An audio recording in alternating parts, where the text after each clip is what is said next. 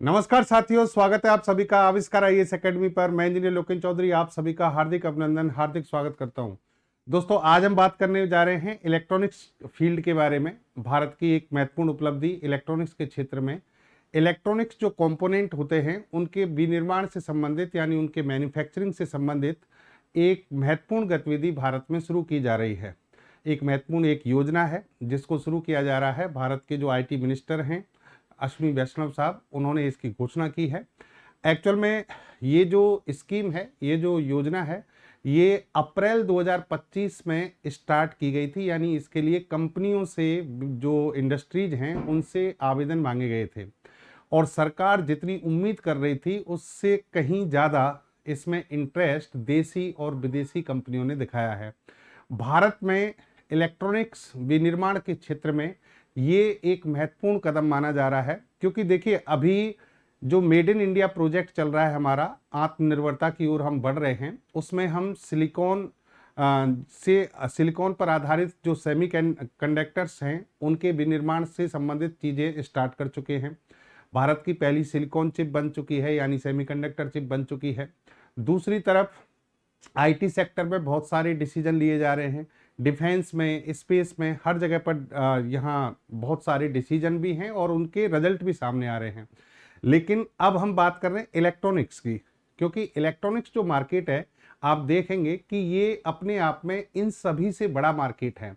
Electronic equipment आज हमारे जीवन का बहुत बड़ा हिस्सा है। आज सुबह से लेकर शाम तक हम जाने कितने सारे इलेक्ट्रॉनिक इक्विपमेंट अपने घरों में यूज करते हैं। जिसमें मोबाइल फ़ोन की बात करें तो मोबाइल फ़ोन पर भी भारत ने अभी काम किया है। मोबाइल फ़ोन की जो मैन्युफैक्चरिंग है वो पहले भारत से बाहर हुआ करती थी, अब भारत में हो रही है। लगभग उसमें 57% का इंक्रीमेंट देखा गया है, ग्रोथ देखी गई है।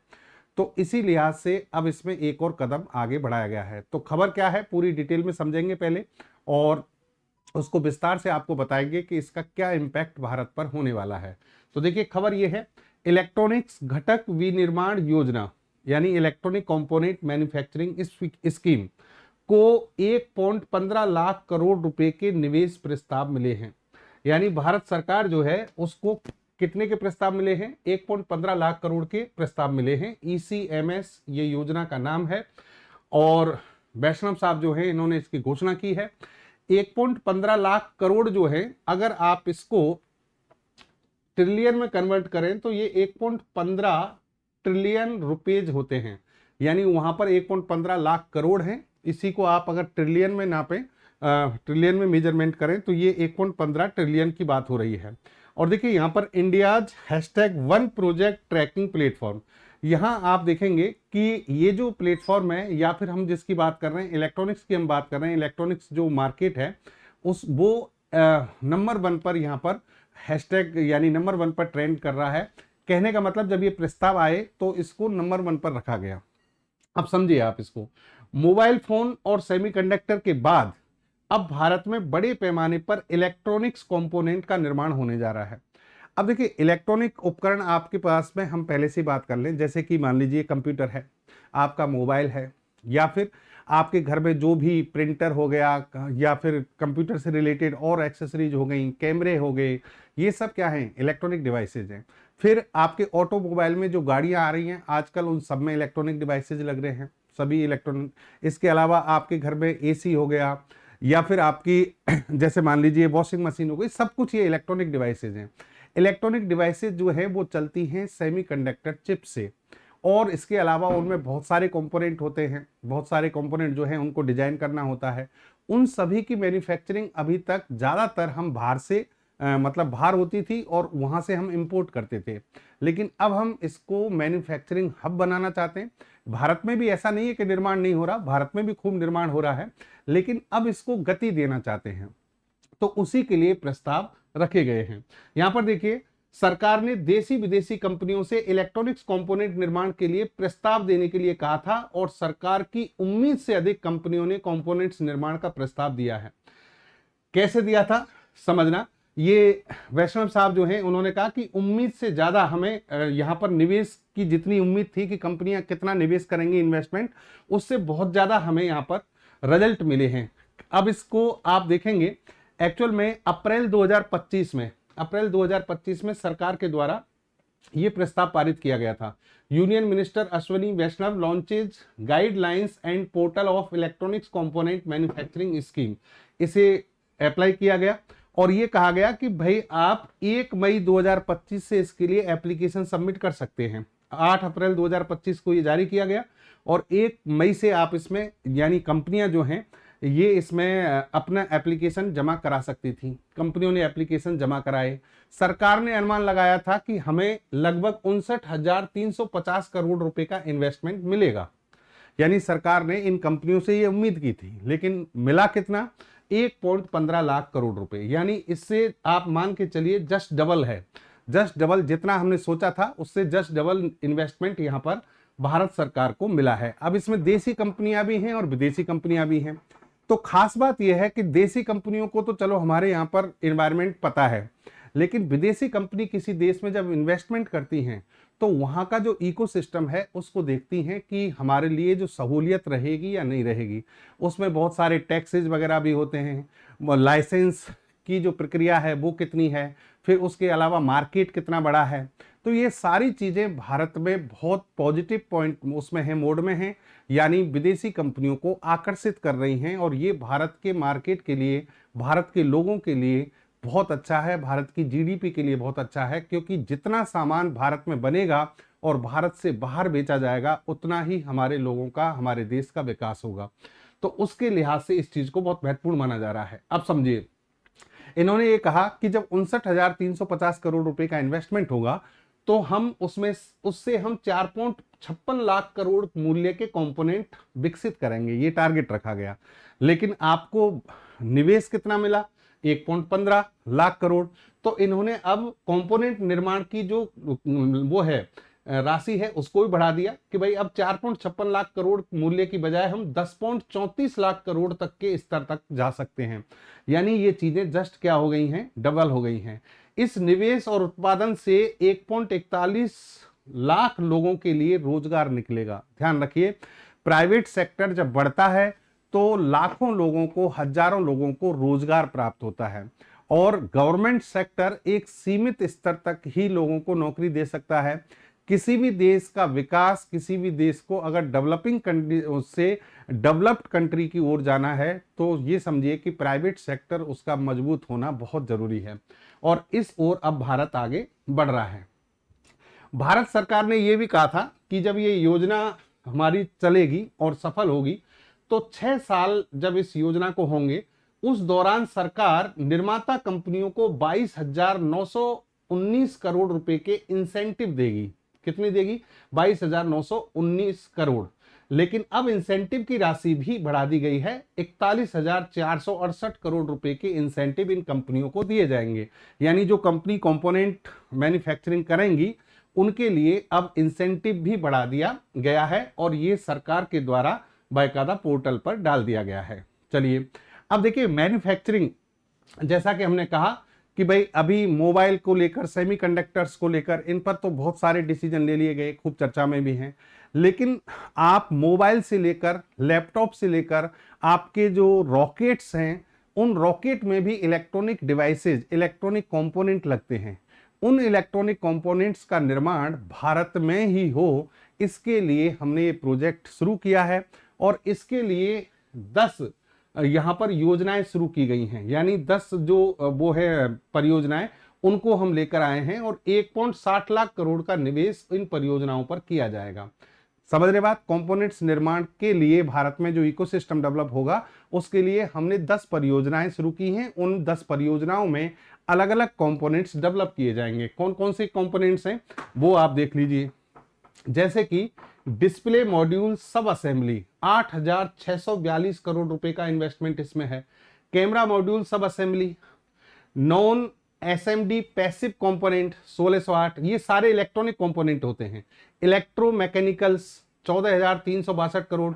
Multi layer PCB, printed circuit board होते हैं जो इलेक्ट्रॉनिक उसमें लगते हैं, कंपोनेंट्स उसमें इलेक्ट्रॉनिक डिवाइसेज में लगते हैं। Lithium ion cells for digital application 4,516 crore. Enclosure for mobile IT hardware 35,813 crore. HDI MSAE flexible PCB 16,542 crore.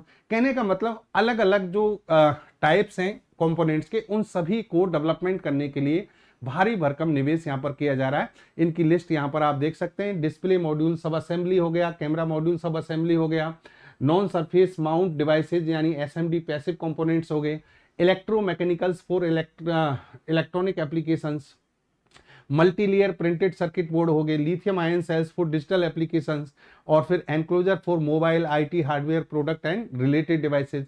ये सभी जो है इन पर इन्वेस्टमेंट किया जा रहा है। इधर high density interconnect modified semi additive process हो गया, एसएमडी पैसिव कंपोनेंट्स हो गए। यानी ये 10 कंपोनेंट हैं, 10 जिन पर हमने क्या किया है, शुरुआत कर दी है। अब देखिए सेमीकंडक्टर्स के बारे में आपको थोड़ा सा बता दें कि जो डिवाइसेज होते हैं, वैसे मैंने आपके पिछले सेशंस में भी खूब बताया है, सेमीकंडक्टर्स यानी प्रकृति में जो एलिमेंट्स पाए जाते हैं वो 3 तरह के तत्व होते हैं, धातु, अधातु और उपधातु। मेटल, सब मेटल और मेटेलॉइड्स। मेटल, नॉन मेटल और मेटेलॉइड्स यानी धातु जिनमें आसानी से धारा प्रवाहित हो जाती है, इलेक्ट्रिक करंट प्रवाहित होती है, फ्री इलेक्ट्रॉन्स पाए जाते हैं। नॉन मेटल होते हैं अधातु जिनमें फ्री इलेक्ट्रॉन्स नहीं होते हैं, यानी उनमें धारा प्रवाहित नहीं होती है, बिल्कुल ही नहीं होती है, ये इंसुलेटर कहलाते हैं, कुचालक कहलाते हैं। और उपधातु जिनको हम सेमीकंडक्टर्स की कैटेगरी में रखते हैं, इनकी जो चालकता होती है या इनकी प्रतिरोधकता होती है वो धातु और अधातुओं के बीच में होती है, मेटल और नॉन मेटल के बीच में होती है। और इनकी खास बात यह है कि इनमें कुछ इम्प्योरिटीज मिलाई जाती हैं, अशुद्धियां मिलाई जाती हैं, और अशुद्धियों के आधार पर इनकी चालकता को बढ़ाया घटाया जा सकता है। इनमें जो करंट प्रवाहित होती है उसको कंट्रोल किया जा सकता है। तो यहाँ जो ये मेन फीचर है कि कंट्रोल कंडक्टिविटी हमें यहाँ प्राप्त हो जाती है, इसीलिए हम इलेक्ट्रॉनिक डिवाइसेज में सेमीकंडक्टर का उपयोग करते हैं ताकि हम चालकता को समय के अकॉर्डिंग घटा सकें, रिक्वायरमेंट के अकॉर्डिंग बढ़ा सकें और घटा सकें। ठीक है, सेमीकंडक्टर्स के रूप में सिलिकॉन जर्मेनियम का उपयोग किया जाता है या फिर गैलियम आर्सेनाइड, कैडमियम सेलेनाइड का उपयोग किया जाता है। जैसे कि आपके जितने भी डिवाइसेज हैं, मान लीजिए डायोड हो गया, ट्रांजिस्टर हो गया, फील्ड इफेक्ट ट्रांजिस्टर हो गया, बाइपोलर जंक्शन ट्रांजिस्टर बीजेटी हो गया, इन सभी में तो ये सिलिकॉन से बनती हैं। ये आपकी सेमीकंडक्टर चिप्स जो होती हैं, मेमोरीज डिवाइस, रैम रोम, ये सब भी सिलिकॉन से बनते हैं। लेकिन आपकी जैसे कि एलईडी, लाइट एमिटिंग डायोड, जिस एलईडी से हमें लाइट मिलती है, ये गैलियम आर्सेनाइड से बनती है। तो ये सारे जो आपके अर्धचालक हैं जिनको आप सेमीकंडक्टर कह रहे हैं, इन्हीं का उपयोग इसमें किया जाता है।